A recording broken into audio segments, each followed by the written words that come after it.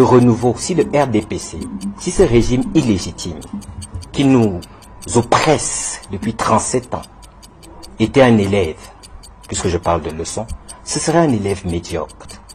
Par exemple, dans ce pays, il fut un temps où on devenait ministre parce qu'il s'agissait de sauvegarder la patrie dans la défense, par exemple, du territoire qui menaçait d'être ou morcelé ou arraché. Aujourd'hui, ce que c'est devenu d'être un ministre, c'est que vous ayez le mérite d'être, excusez-moi l'expression, un menteur qui fait de la prestidigitation langagière ou qui fait de l'auto-bashing, de l'autodétestation et qui érige par exemple sa propre communauté en modèle détestable. Si certains turiféraires de ce régime illégitime m'écoutent, je les inviterai à écrire un ouvrage qui s'appelle « De l'excellence à la médiocrité ». Parce que c'est ce qui caractérise le parcours du Cameroun sur 37 ans. Nous sommes passés d'une certaine excellence camerounaise à la médiocrité. D'abord, Olivier Ibonissa, vous voulez intervenir? Oui. Alors qu'on entre dans ce... J'ai vu que Jean-Baptiste Nvouna Atemengue nous donnait des leçons. J'ai vu qu'avec un ton particulièrement pédant et une autre prudence à nul autre pareil, il se croyait obligé de nous dire ce que nous avions à faire. Je lui dis qu'en termes d'objecteurs de conscience, nous avons ce qu'il nous faut. Et nous nous passerons de ces conseils, qui par ailleurs sont des conseils de mauvaise foi. Je me permets de le dire. Parce que c'est bien d'être bien sur soi, d'avoir une certaine facilité de langage, de dire nous sommes des malheureux Camerounais, alors qu'il n'en est rien. C'est bien de personnaliser le débat comme ça, de tromper l'opinion, de jeter dans l'opinion un pavé qui vise à troubler la mare pour que l'opinion perde son sens de la perception juste des faits. Parce que, au fond, c'est de ça dont nous parlons. Vous voyez, les faits. Les faits, c'est que vous avez des allégations, vous prétendez des choses, et vous brandissez les faits qui corroborent vos allégations. Vous ne faites pas de discours vaseux, creux, qui ne se fondent sur aucun fait. Et par exemple, quand vous êtes sur un plateau, vous pouvez répondre aux questions qu'on vous pose. Ça aussi, même au plan de la courtoisie, c'est une chose qui est tout à fait appréciable. Cependant, moi, je ne me permettrai pas de lui faire de leçons, de lui en donner ou encore de lui en prodiguer sous le prisme ou de la chapelle qu'il incarne ou quoi que ce soit. Pour une raison toute simple. Parce que ce n'est pas pour les mêmes raisons que celles pour lesquelles je lui dénie de nous en faire des leçons. C'est que si le renouveau, si le RDPC, si ce régime illégitime qui nous oppresse depuis 37 ans était un élève, puisque je parle de leçon, ce serait un élève médiocre. Parce que ça fait 37 ans de répétition continue d'échecs. Ça fait 37 ans avec des Camerounais qui lui parlent à ce régime. Des Camerounais qui souvent généreusement lui font des propositions. Des Camerounais qui généreusement viennent lui prêter main forte. Par exemple, dans ce pays, il fut un temps où on devenait ministre parce qu'il s'agissait de sauvegarder la patrie dans la défense, par exemple, du territoire qui menaçait d'être ou morcelé ou arraché. Il y avait de la gloire, il y avait du mérite à être un ministre parce qu'on servait l'État. Aujourd'hui, ce que c'est devenu d'être un ministre, c'est que vous ayez le mérite d'être, excusez-moi l'expression, un menteur qui fait de la prestidigitation langagière ou qui fait de l'auto-bashing, de l'autodétestation et qui érige par exemple sa propre communauté en modèle détestable. Et donc là, pour être récompensé, on fait de vous un ministre. Nous sommes tombés bien bas. Si certains turiféraires de ce régime illégitime m'écoutent, je les inviterai à écrire un ouvrage qui s'appelle « De l'excellence à la médiocrité ». Parce que c'est ce qui caractérise le parcours du Cameroun sur 37 ans. Nous sommes passés d'une certaine excellence camerounaise à la médiocrité. Et donc je suis totalement ahuri. Mais vraiment, parce que quand j'écoute la leçon qui était donnée tout à l'heure, on a l'impression que celui qui l'a donnée était donc un expert sur les questions d'épanouissement du pays, sur les questions liées au développement du pays. N'oublions pas parce qu'on veut fausser le débat. Ce dont nous parlons est très simple. Le président élu, Maurice Kamto, a initié un plan national de résistance. Il l'a fondé sur 3 piliers qu'il a publiés et mis à la disposition de l'opinion publique nationale et internationale. Ces 3 piliers sont la constitutionnalité, la légalité et le pacifisme, c'est-à-dire les actions non violentes. Il m'a mandaté et commis personnellement à maintes reprises pour que je le rappelle en toutes circonstances publiques, voire privées. Et je l'ai fait, je m'en suis acquitté. Les preuves de cet engagement pacifiste, constitutionnaliste et légaliste de Maurice Kamto existent. Et lorsque nous ramenons cette affaire à sa véritable proportion, nous la ramenons à la question d'une manifestation publique qui a été conduite sur le territoire camerounais. Il n'y a pas eu mort d'homme, il n'y a pas eu de braquage, il n'y a pas eu de casse. Et en l'occurrence, les seules victimes à la suite de ces marches pacifiques sont des simples marcheurs qui marchaient à main nue et qui de surcroît sont des civils. Et dans ce cas, on ne tire pas sur ces gens. Que ce soit avec des balles métalliques ou des balles de quelque autre nature que ce soit, on ne tire pas sur ces gens à balles réelles, parce que c'est ça des balles réelles, peu importe qu'elles soient métalliques ou d'une autre nature. On ne le fait pas, parce que la loi, précisément, ne dispose pas ainsi. Donc quand on veut donner des leçons sur la légalité, il faut au moins qu'on s'assure qu'on sait à quoi ça renvoie, et qu'au plan personnel, quand on a par exemple justement la responsabilité d'être en position de décider au plan public, eh bien on s'assure que, mais alors méticuleusement, la loi est respectée. Je dis donc à M. Jean-Baptiste Nvuna Temengue, je cite son nom, mais c'est pas personnel, ok, parce qu'il représente, je crois, il est venu sous la chapelle du RDPC. Je lui dis donc, soyez le bienvenu dans la République, la vraie. Parce que dans la République, c'est le règne des lois. Et au-dessus des lois, c'est le règne de la Constitution. Et que les Camerounais, en se couchant ce soir, sachent une chose. Si vous manifestez librement sur la voie publique, c'est un droit constitutionnel garanti que vous êtes en train d'exercer. Qu'aucune autorité arbitraire ou dictatoriale ne vous fasse oublier cette vérité basique et ordinaire. Si, d'aventure, vous choisissez, parce que c'est votre liberté, dans le désir de manifester pacifiquement, si vous choisissez de recourir aux dispositions légales et réglementaires, alors vous procéderez à une déclaration. L'effet de la déclaration, le premier effet attendu d'une déclaration dans l'esprit de la loi, c'est lequel?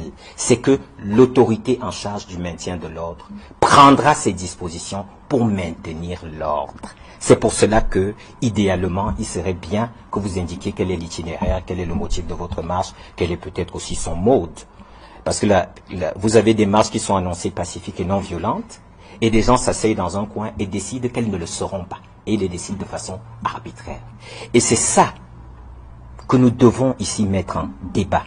La facilité pour le membre d'un gouvernement, je dis bien par ailleurs illégitime, la facilité pour le membre d'un gouvernement de prendre publiquement la parole, et dans le cadre d'une affaire où il y a à la limite des infractions qui ont été commises, de préqualifier les infractions avant que les faits n'aient été investigués. Et vous entendez quelqu'un qui a, entre guillemets, le statut de ministre dire « ce sont des militants du MRC qui ont pris d'assaut l'ambassade du Cameroun à Paris ». Non seulement c'est un mensonge, ok, mais en plus c'est une conclusion anticipée d'une enquête qui n'a pas encore abouti. Okay. Mais vous voyez ce malaise que certains ont avec la règle de droit, ce malaise que certains ont avec la République et ses vertus, ce n'est pas étonnant en ce qui nous concerne. Ces résistances inversées à la norme, aux principes qui régulent la vie dans l'État, ça ne nous étonne pas. Parce que ceux qui ont fait de notre pays le tréfonds, la négation du progrès qu'il est devenu aujourd'hui, se sont accoutumés à ne plus savoir bien faire. Ils se sont accoutumés à mentir. Ils se sont accoutumés à entretenir des leurs. Donc, vraiment, sur cet aspect précis, je le dis encore une fois de plus, pour ce qui est du chargé d'affaires de l'ambassade camerounaise, je reviens aux faits, à Paris, son communiqué, en tout cas ce qu'il a publié sur la question est clair. Il a identifié pour lui qui est sur les lieux, ceux qui sont les auteurs de ces actes-là. Et je ne comprends pas que dans un gouvernement, la solidarité gouvernementale disparaisse au niveau administratif, de sorte qu'on n'arrive même pas à faire du monitoring et de la veille, pour au moins passer un coup de fil au ministère des Relations extérieures et de dire, ok, quel est le point au niveau de ce que vous avez comme élément s'agissant de ces attaques. Mais c'est ça avec les crimes, parce que c'est là où il y a le vrai crime. Les crimes ne sont jamais parfaits. Et on veut diaboliser Moïse Kamto, on veut en faire un criminel par procuration et de façon imaginaire, en faisant preuve de beaucoup de créativité dans le fantasme, mais les faits viennent contredire cela. Et ça définitivement prouve que c'est un prisonnier politique. Allez-y, parce que je voudrais que Jean-Baptiste reprécise tout ce qu'il a dit en première partie. Vous n'étiez pas là. D'accord. Pour que vous puissiez rebondir. C'est vrai, à titre personnel, j'ai humblement fait quelques petites études de droit. Oui. Cela ne me confère pas pour autant la capacité de juger ou de me comporter en juge. Je ne ferai donc pas de justice de comptoir. Okay. Tout comme je n'aurais pas... bon, c'est pas un reproche que je fais à Jean Patient.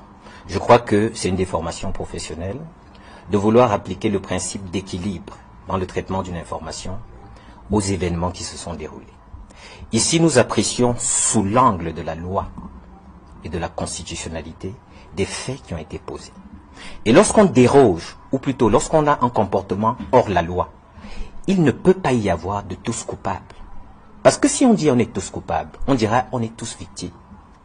Le principe, c'est qu'on établit le distinguo entre les coupables et les victimes.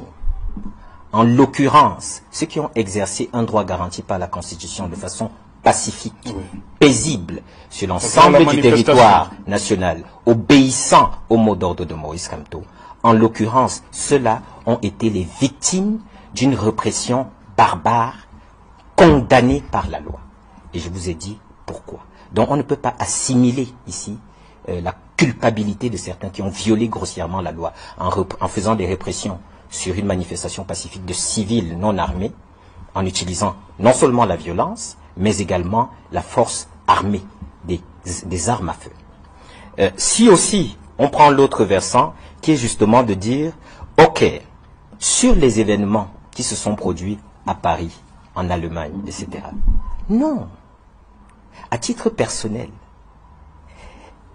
peu importe qui a commis ces actes, je le dis, je ne condamnerai personne en ce qui me concerne, parce que je n'ai pas les compétences d'un juge, et je n'encouragerai personne dans cette affaire-là. Vous condamnez l'actement. Pour une raison toute simple. Vous condamnez l'actement. Pour une raison toute simple. Oui. C'est hypocrite. Et je ne joue pas à ça. Ces gens qui viennent se souvenir aujourd'hui de l'indignation qu'il faut avoir, c'est bien. Mais est-ce que ces gens savent qu'il y a des jeunes femmes qui vivent aujourd'hui dans les forêts du nord-ouest et du sud-ouest et qui, quand elles ont leur menstrue, excusez-moi de parler aussi trivialement, doivent utiliser des moyens archaïques de protection? Ça ne les indigne pas? Ça ne les indigne pas de savoir qu'au Cameroun, on peut vous arrêter sans motif, vous mettre en prison et après aller chercher les motifs pour lesquels on vous a mis en prison? Vous avez vu quelqu'un qu'on admet en réanimation et ensuite on lui dit, au fait, est-ce que vous êtes malade? On va maintenant essayer de le savoir. Mais ce qui amène en réanimation, ce qui amène à l'hôpital, c'est le fait que vous soyez, au plan de votre santé, mal en point. Okay. Et donc, ces choses qui sont irrationnelles, qui sont illogiques, elles se font sous nos yeux. Pas des gens qui ont la réputation d'être des gens sérieux, mais qui manquent totalement de sérieux dans leurs agissements. Une scène d'ombre, des comédiens qui font semblant. Vous voyez? Donc, je dis, Jean Patient, n'analysons pas ici les faits uniquement sous le prisme de l'équilibre de l'information. Parce que si on parle de l'équilibre de l'information, on dira ce que tu as dit dans un premier temps, permettez le tutoiement, c'est que je connais Jean Patient aussi. On dira ce que tu as dit dans un premier temps, à savoir que les faits sont ce qu'ils sont et on ne voit pas le lien qu'on peut faire avec le MRC. Parce que lorsque, et c'est par là que je finis, et je laisse la parole à Jean-Baptiste, lorsque vous voyez dans le monde parallèle de l'espionnage, vous avez ce qu'on appelle des opérations psychological operations, par exemple, opérations psychologiques, ou des opérations undercover, Il ne faut jamais oublier à quel régime nous avons affaire. Il est de nature policière. Alors, vous avez souvent des opérations ou alors ce qu'on appelle des false flags, c'est-à-dire des opérations sous fausse bannière. On vient vous dire que hier, quelqu'un est arrivé chez vous, et puis pendant qu'il était chez vous, il a dit Monsieur Tartampion m'a envoyé vous donner une gifle, et je vous gifle. Monsieur tel m'a envoyé vous agresser, je suis venu vous agresser. En droit et dans le cadre d'un procès, il ne suffira pas de rapporter ces paroles pour que la personne dont le nom a été utilisé, peut-être à son insu, sinon certainement en l'occurrence, pour que la personne soit incriminée. Il faudra mener des enquêtes sérieusement, minutieusement, dans un esprit d'équité. Et là, je parle de ceux qui ont la charge des instructions. Parce qu'on n'instruit pas seulement à charge, mais aussi à des charges. Lorsqu'on trouve des éléments qui font apparaître le caractère innocent de celui sur lequel on mène une instruction, le juge ou ceux qui mènent l'instruction ont l'obligation de le porter en mention et de dire que ceci plaide en sa faveur. Ici, nous sommes dans le cas de ce qu'on appelle, mais vraiment, une cabale classique. Nous sommes à l'époque du bolchevisme, on est rentré dans l'URSS. Vous avez un procès dont les conclusions sont tirées d'avance, dont les sanctions, entre guillemets, sont connues d'avance. Écoutez bien Jean-Baptiste Sambona, il dit les délits, il les a déjà qualifiés, il a dit de quelle nature ils sont, il a dit un peu ce qu'ils encourent et ce qu'ils auront comme sanction. Le procès est fait, alors qu'est-ce qu'on fait là? Et justement, Jean-Baptiste, restons d'abord sur cette histoire de Paris. Maurice Kamto, hier, il a dit assumer les marches blanches, comme on les appelle, mais il se désolidarise des mouvements de saccage. Si vous permettez, il ne s'est pas désolidariser. Ce n'est pas l'expression qui a été employée. Qu'est-ce qu'il a dit? L'avocat, le coordonnateur, oui, le coordonnateur de la défense des personnes arrêtées dans le cadre du... Il n'assume pas. Voilà. Il n'assume pas. Parler de désolidarisation. Oui, il n'assume pas. On est d'accord. Parce que dans l'idée de désolidarisation, il y a une solidarité. Il y avait une solidarité antérieure. Il n'assume pas. Cette solidarité antérieure n'a jamais existé et elle n'existe pas plus aujourd'hui pour nécessiter une désolidarisation. Merci. Cependant, ce qu'il a dit très clairement, c'est qu'il s'offusque du fait qu'une représentation diplomatique nationale soit saccagée ou attaquée. Ça, ce ne sont pas des méthodes qu'il pourrait cautionner. Voilà. Il a été clair. Voilà, justement, Jean-Baptiste, vous faites tout de suite un lien entre ce qui s'est passé au Cameroun le 26 et ce qui s'est passé à Paris. J'ai l'impression qu'au MRC, il y a une école de prestigitation. Et vous prenez des Camerounais pour des cons. Quand il y a eu l'élection présidentielle, je vais y répondre. Monsieur Kamto s'est autoproclamé vainqueur le lendemain, en toute illégalité. La diaspora, comme certaines de ces personnes, ont repris cette déclaration. Ceux qui ont affiché la photo à Berlin ne l'auraient jamais fait si M. Kamto avait félicité le président Paul Biya à l'issue de la proclamation par les constitutionnels. Le procureur parle. Voilà. Non, mais c'est pas le procureur, c'est le démocrate qui parle. Oh non. Alors, donc il n'aurait pas allé afficher la photo de leur président élu, comme lui-même le reprend ici.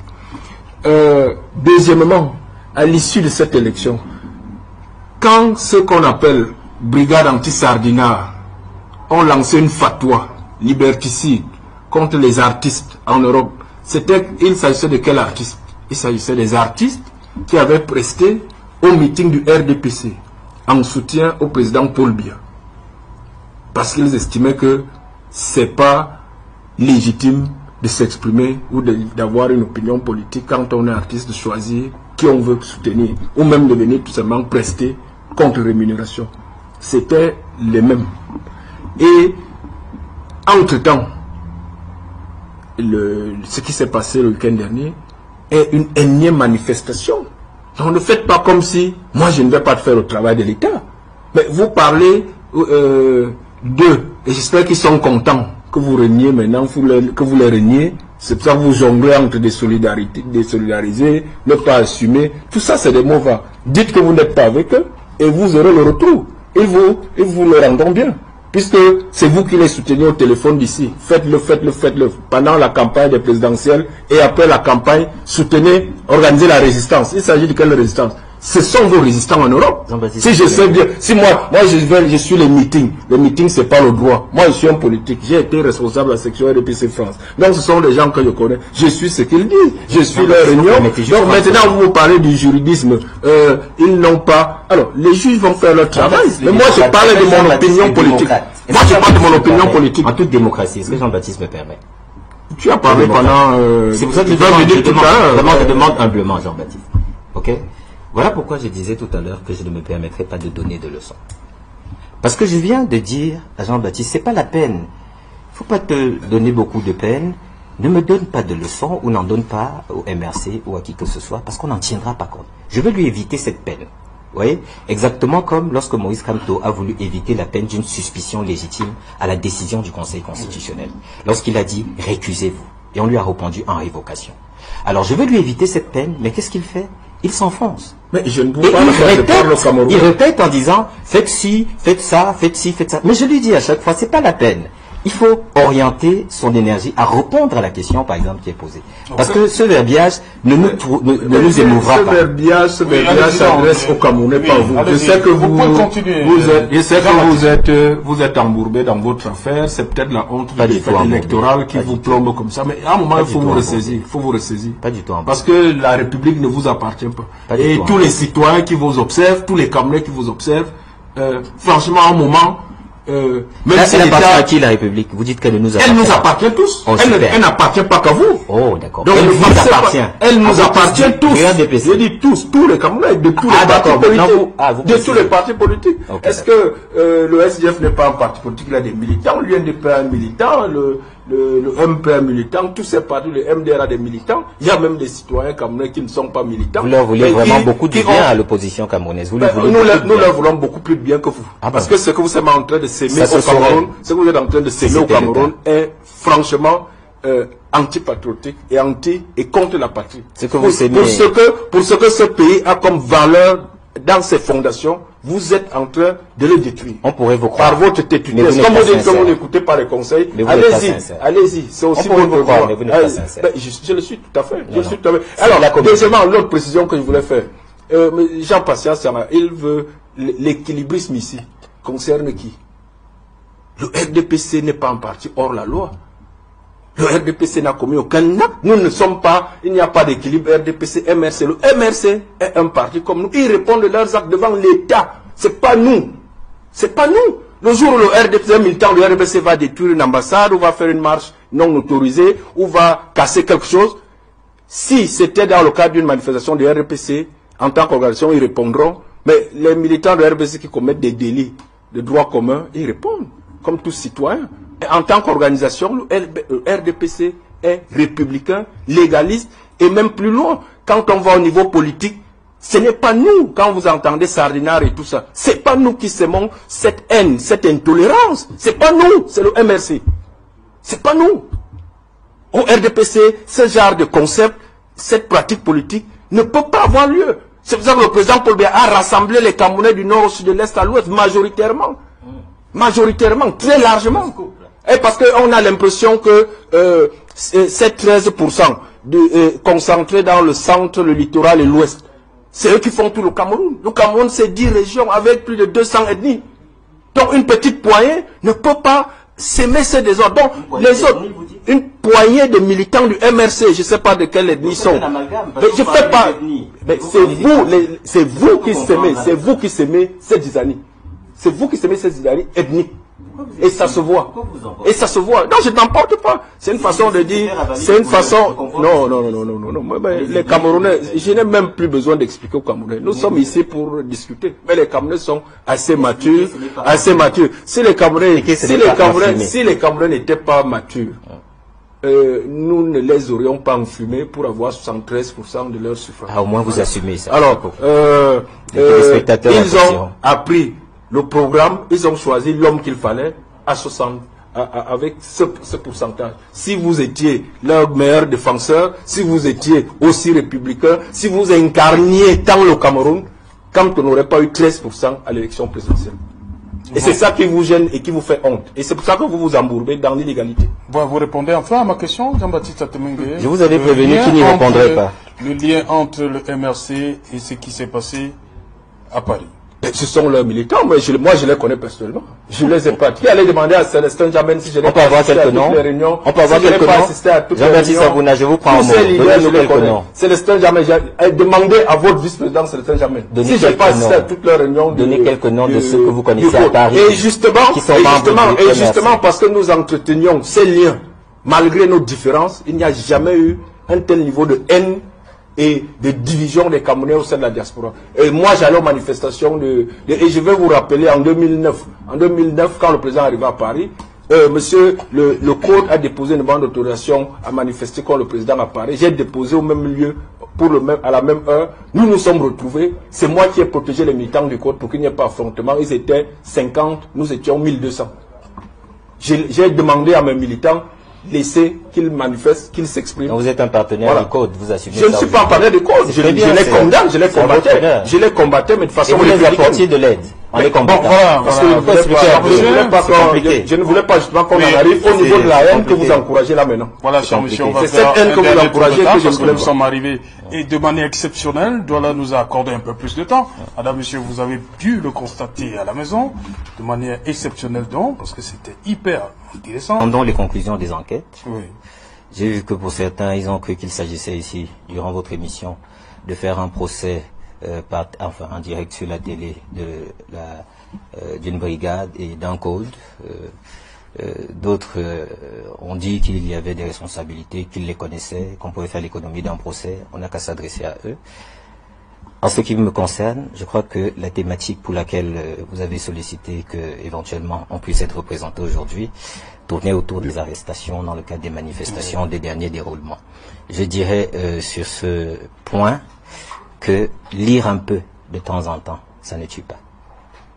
Et je croyais que Jean-Baptiste Savouna se cultivait de temps en temps, parce qu'il a fait des affirmations en disant Maurice Kamto exacerbe les haines tribales, etc.